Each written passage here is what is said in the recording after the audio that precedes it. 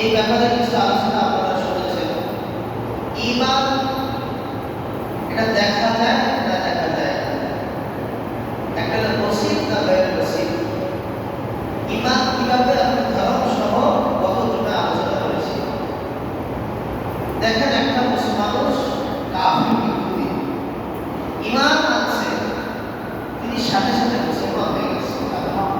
মুসলমান হওয়ার পর থেকে নিয়ে এখন থেকে তার যতদিন আল্লাহ তাআলা দুনিয়া থেকে রাখবে ততদিন পর্যন্ত ইসলামী শরিয়া অনুযায়ী তার মানা ফরজ। যেই হুকুম মানা ফরজ সেটা মানা ফরজ, যেই হুকুম মানা ওয়াজিব সেটা মানা ওয়াজিব, যেই হুকুম মানা সুন্নাতে ওয়াক্কাদা সেটা মানা সুন্নাতে ওয়াক্কাদা, যেই হুকুম মানা মুস্তাহাব সেটা মানা কি মুস্তাহাব। কিন্তু কাফের হওয়ার আগে অর্থাৎ কাফের থাকাকালীন ওই ব্যক্তিকে কোনো ব্যক্তি বলে না মসজিদে এসে নামাজ পড়ো, বলছে না। কারণ ঈমান হলো আসল, ঈমানে হাকিকি। যদি প্রকৃত ঈমান গ্রহণ না করেন বা ওই ব্যক্তির আমলের কোনো কি নাই, দাম নাই। ঈমান হলো আসল। ঈমান কি আসল? ঈমানের সহিত যে আমল করি আমরা, এটা হলো ঈমানকে পরিপক্ব করা। গাছের ফল ধরছে, ফল ধরলে সেটা পাকবে না, আমাদের পাকবে। গাছের ফল ধরছে, একটা আম ধরছে, আমটা ধরছে বিদায়ী তো আস্তে আস্তে পাকবে। যদি আম না ধরতে তো পাকবে না, ঠিক কিনা? ঈমান গ্রহণ করছে মানে ঈমান গ্রহণ করার পরে এবার তার নামাজ, রোজা, হজ, যাকাত, এক কথায় আল্লাহর বিধিবিধান যা আছে সব তার উপর লাগবে। এই ঈমান কেমন? এই ঈমান গ্রহণ করা দ্বারা তার কি হইল? قال رسول الله صلى الله عليه وسلم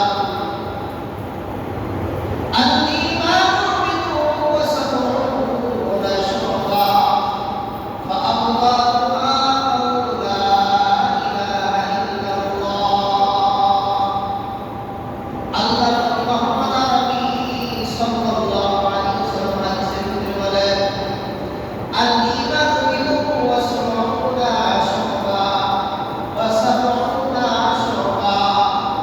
ঈমানের 70 কিংবা 70টা শাখা রয়েছে। ঈমানের কয়টা শাখা?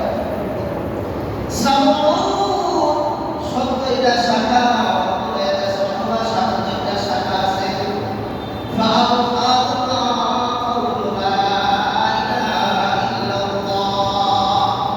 ওই 70 কিংবা 70 শাখার ভিতরে সর্বোত্তম শাখার নাম হলো লা ইলাহা ইল্লাল্লাহ।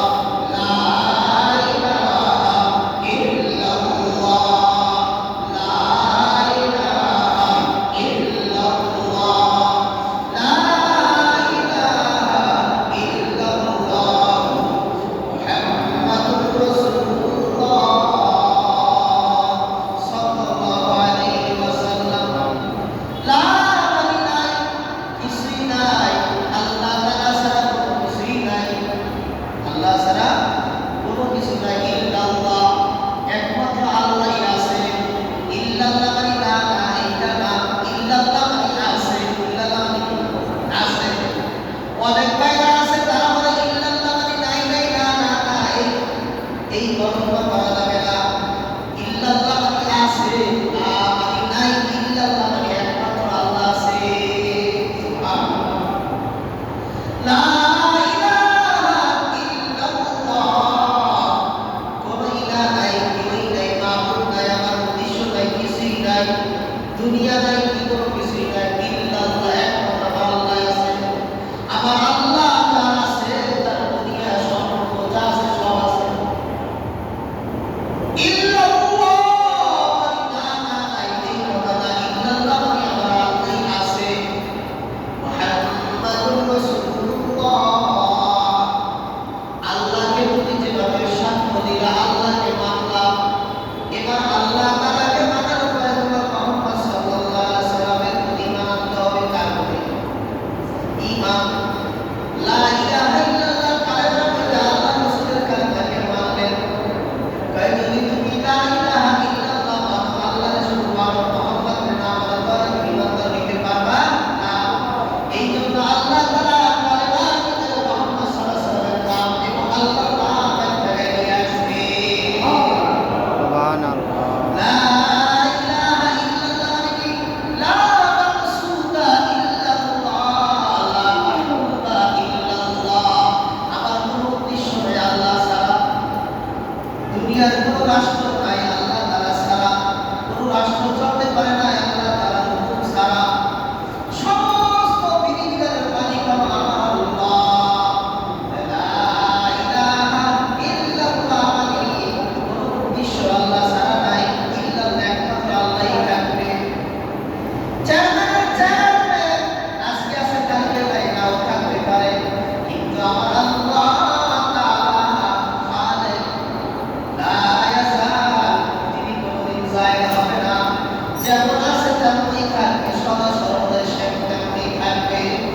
এর নাম হলো মা'বুদে হাকিকি ইল্লাল্লাহ, আমার আল্লাহ।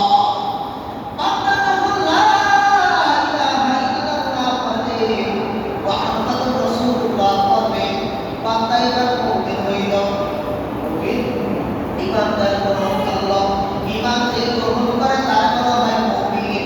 এইবার তুমি ইমান আনার পরে তোমার নবী আলাইহিস সালাতু ওয়াস সালাম এবং ইসলামী শরীয়ত অনুযায়ী যেগুলা তোমার উপরে আল্লাহ তাআলা ফরজ করেছে সেগুলা তোমার মানা ফরজ, যেগুলা ওয়াজিব করেছে সেগুলা মানা ওয়াজিব, যেগুলা সুন্নাত তা মানা সুন্নাত, যেগুলা মুস্তাহাব তা মানা তোমার জন্য মুস্তাহাব। ভাই ইমান আনলে লাভ কি? আল্লাহ রাসূলুল্লাহ সাল্লাল্লাহু আলাইহি ওয়াসাল্লাম বলেন, ইমান যদি তুমি গ্রহণ করো তোমার লাভ হবে এক নম্বর লাভ। একটা লোক যদি 70 বছর কাফির থাকে, কয় বছর? 70 বছর কাফির থাকে। 70 বছর কাফির থাকার পর যদি লা ইলাহা ইল্লাল্লাহ মুহাম্মাদুর রাসূলুল্লাহ সাক্ষ্য দেয়, আল্লাহ রাসূল বলেন ওই ব্যক্তি মুমিন হয়ে গেল। ঈমান গ্রহণ করার কারণে গফিরা লাহু মা তাকাদ্দামা মিন যামবি, আল্লাহ রাসূল বলেন তার জীবনের সমস্ত গুনাহ খাতা মাফ হয়ে গেল। দুনিয়ার ভিতরে রাসূল আলাইহি সাল্লাল্লাহু আলাইহি ওয়াসাল্লাম বলেন, ইন্নাল ঈমানা ইযা কুমিলা, যখন কোন ব্যক্তি কবুল করে, ঈমান যখন কোন ব্যক্তি গ্রহণ করে, আল ঈমান, ঈমান গ্রহণ করার দ্বারা আল্লাহ রাব্বুল আলামিন তার জীবনের গুনাহ খাতাগুলি মাফ করে দেয়। একমাত্র ইসলাম ছাড়া আর কিছুই হতে পারে না। আল্লাহ রাসূল বলেন, আল ইসলাম ইয়াহদি মা কানা ক্বাবলাহু, ইসলাম ধর্ম গ্রহণ করার দ্বারা তার জীবনের সব গুনাহ খাতা আল্লাহ মাফ করে দেয়। এই জন্য মূল সমস্ত ইবাদতের মূল ভিত্তি হলো ঈমান।